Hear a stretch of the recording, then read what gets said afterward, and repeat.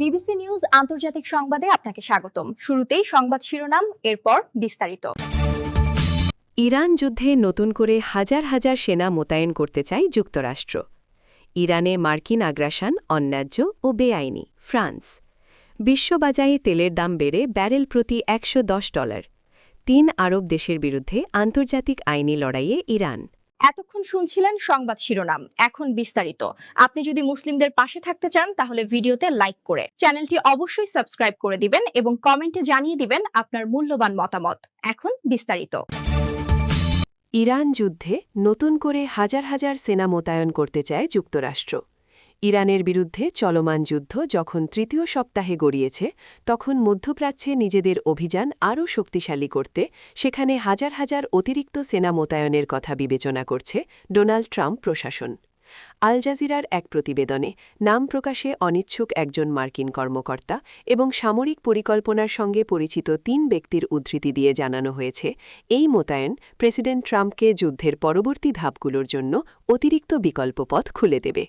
তবে এটি একই সঙ্গে যুক্তরাষ্ট্রকে এমন এক বিদেশি যুদ্ধে আরও গভীরভাবে জড়িয়ে ফেলবে যা না করার প্রতিশ্রুতি ট্রাম্প বারবার দিয়ে আসছিলেন। বর্তমানে মার্কিন সামরিক পরিকল্পনার অন্যতম প্রধান লক্ষ্য হল হরমুজ প্রণালী দিয়ে তেলবাহী ট্যাঙ্কারগুলোর নিরাপদ চলাচল নিশ্চিত করা। মূলত বিমান ও নৌবাহিনীর সহায়তায় এই মিশন পরিচালনার কথা থাকলেও সূত্রের খবর, এই পথ সুরক্ষিত করতে প্রয়োজনে ইরানের উপকূলে মার্কিন সেনা নামানোর সম্ভাবনাও উড়িয়ে দেওয়া হচ্ছে না। এছাড়া ইরানের মোট তেল রপ্তানির 90% মূল কেন্দ্র খারক দ্বীপ নিয়ন্ত্রণে নিতে সেখানে স্থলবাহিনী পাঠানোর বিষয়েও আলোচনা করেছে ট্রাম্প প্রশাসন। তবে একজন কর্মকর্তা সতর্ক করেছেন যে এই ধরনের অভিযান অত্যন্ত ঝুঁকিপূর্ণ হতে পারে, কারণ ইরানের ক্ষেপণাস্ত্র ও ড্রোন ওই দ্বীপে আঘাত হানার সক্ষমতা রাখে। উল্লেখ্য, গত শনিবার 14 মার্চ এই দ্বীপে মার্কিন হামলা হলেও ইরান দাবি করেছে যে তাদের তেল রপ্তানি স্বাভাবিক রয়েছে। ইরানে মার্কিন আগ্রাসন অন্যায্য ও বেআইনি। ফ্রান্স। ইরানে যৌথভাবে আগ্রাসন চালাচ্ছে গণহত্যাকারী ইসরায়েল ও তাদের সহযোগী যুক্তরাষ্ট্র। এতে বিশ্ব অর্থনীতি টালমাটাল হওয়ায় ফ্রান্সের কাছে সহায়তা চেয়েছিল ওয়াশিংটন, কিন্তু দেশটিকে খালি হাতে ফিরিয়ে দিয়েছে প্যারিস। এবার আরও এক ধাপ এগিয়ে মার্কিন আগ্রাসনকে সরাসরি অবৈধ বললেন ফ্রান্সের এক কূটনীতিক। ওমানে নিযুক্ত ফরাসি রাষ্ট্রদূত নাবিল হাজলাউই এক একান্ত সাক্ষাৎকারে জানিয়েছেন, ফ্রান্স মনে করে ইরানের ওপর মার্কিন ইসরায়েলি যুদ্ধ অন্যায্য ও বেআইনি।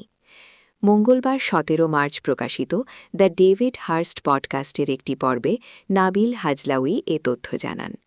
হাজলাউই বলেন, এই সামরিক অভিযান আন্তর্জাতিক আইনের বাইরে এবং আমরা কোনোভাবেই একে সমর্থন করতে পারি না। তিনি আরও বলেন, আমরা এমন কোনো যৌক্তিকতা, নিরাপত্তা পরিষদের কোনো প্রস্তাব বা এমন কোনো পরিস্থিতি দেখছি না যেখানে এই সামরিক অভিযানে এত দ্রুত অগ্রসর হওয়ার প্রয়োজন ছিল। বিশ্ববাজারে তেলের দাম বেড়ে ব্যারেল প্রতি $110। বিবিসি জানিয়েছে, বৃহস্পতিবার 19 মার্চ সকালে এশিয়ার বাজারে ব্রেন্ট ক্রুড তেলের দাম বেড়ে $112 পৌঁছায়, যা গত মঙ্গলবারের তুলনায় অন্তত 5% বেশি। অন্যদিকে যুক্তরাজ্যের গ্যাসের বেঞ্চমার্ক দাম প্রায় 6% বেড়ে প্রতি থার্ম 143.53 পেন্সে ওঠে, যদিও পরে তা কিছুটা কমে প্রায় 140 পেন্সে নেমেছে। তেল গ্যাসের বর্তমান দাম এখনও মার্চের শুরুর তুলনায় কম।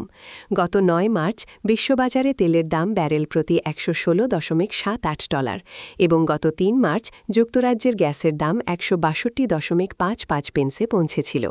সর্বশেষ এই মূল্যবৃদ্ধির পেছনে প্রধান কারণ হিসেবে উল্লেখ করা হচ্ছে ইরানের সাউথ পার্স গ্যাস ক্ষেত্রে ইসরায়েলি হামলার খবর। বিশ্বের অন্যতম বৃহত্তম এই গ্যাস ক্ষেত্রে হামলার জেরে বাজারে উদ্বেগ ছড়িয়ে পড়ে। এর কিছুক্ষণ পর কাতার জানায় তাদের রাস লাফান শিল্প এলাকায় ব্যাপক ক্ষতি হয়েছে। এই স্থাপনাটি একই গ্যাস ক্ষেত্রের অংশ, যা কাতার নর্থ ডোম নামে পরিচালনা করে।